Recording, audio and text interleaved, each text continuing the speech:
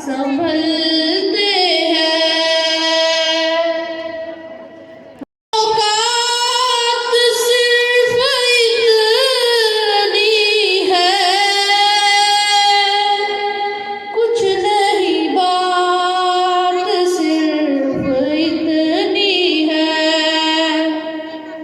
कल भी टुकड़ों पे उनके पलते थे,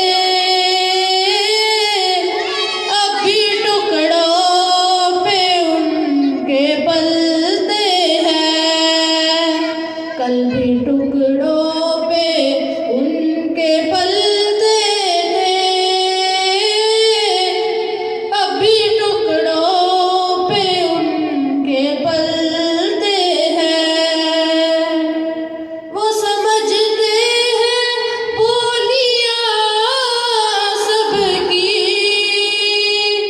वो ही भरते हैं झोलियां। जाओ हाज़ा